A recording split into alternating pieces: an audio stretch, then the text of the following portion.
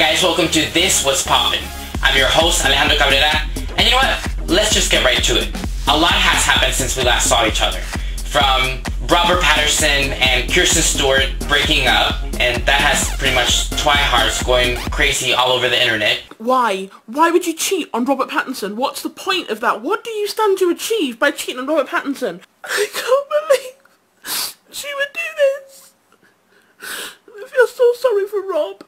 To sexually frustrated nerds going on a crazy rampage simply because Disney decided to make a 7th Star Wars. Let's be honest. These people need to get a hobby. Let's be honest. Or better yet, they need to call Visa, MasterCard, or American Express and see if they can get approved for a credit card. And what they need to do is go on a shopping spree and treat themselves. Don't know where to go? Give me a holla. I'll hook you up, son. Anyways, moving on. Is it just me, or are women wearing higher heels? Lucky for you guys and myself, I decided to grab a camera and harass random people in the street to get down to the bottom of this crazy shoe fetish. That sounded kind of stupid. Anyways, here it is. Take a look. The footwear industry makes an estimate of $48 billion a year. And whether you're a guy or a girl, you can't deny we all love shoes. But what is it about these fierce stilettos that drives most people crazy? Everything, the way they look, and they make you feel sexy, and you have to have it to complete your outfit. I mean, if you don't have the right shoe, you don't have the right outfit. And so shoes make you confident. I think shoes, they can change your mood. Whenever I see a pair that I just have to have, I'll buy them, no questions asked. If they're $400 and I love them, well, so be it. Money is no object if they're worth it. Your feet at a certain age stop growing. So as you collect shoes, you can keep them forever if you keep them in good condition. It's a piece of fashion that anyone can wear. It doesn't matter what size you are or what season it is. You can almost get away with any kind of shoe all year round, and it's hard to say there's not something to love about shoes as a woman, because when you walk into most ladies' closets, they'll have a wide variety of everything from heels to boots to flats to sneakers, no matter what kind of lifestyle they lead. I'm definitely a shoe bitch.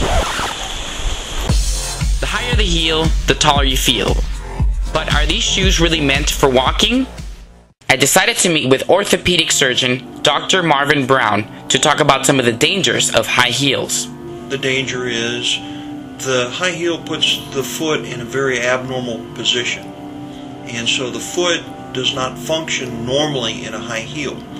Bones that normally are parallel to the ground are vertical to the ground with a high heel, and that puts the joints on the ends of the bones in a weight-bearing position. Those joints are not meant to bear weight.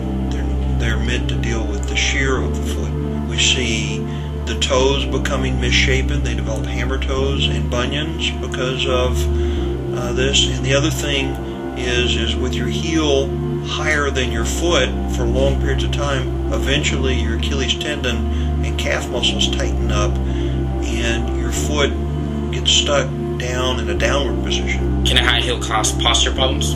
A high heel can cause posture problems.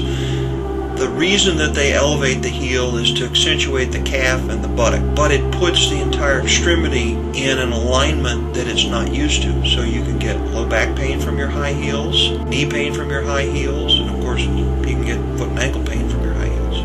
I've even had patients break their legs falling off of high heels. Hammer toes and bunions are not the only deformity high heels can cause, but according to Dr. Brown, you could also develop a pump bump.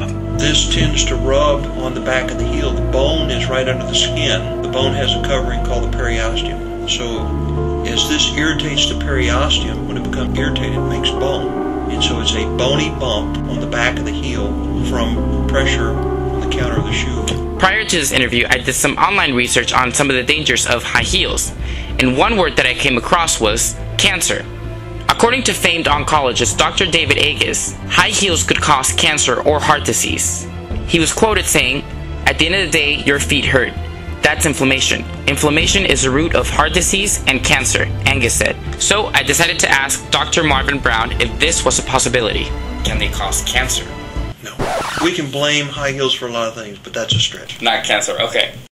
For those of you women who feel like you must wear high heels, Dr. Marvin says, always have an extra comfortable pair of shoes within reach. And if you're attending a wedding or a long social event, during whatever event they're at, if they can slip their shoes off under the table, do that. It rests the feet. And then when they leave, they get picked up at the door and they have a pair of comfortable shoes in the car when they're picked up. Yes, I think at the end of the day, women will wear high heels regardless of the risks. Fashion magazines, TV, radio, it's everywhere. And some women become convinced that they just can't be beautiful if they're not in high heels. Shoes are just, they're something that make me feel good, so even if they're maybe hurting my back, I would try and find something to counteract so I could keep wearing what I love.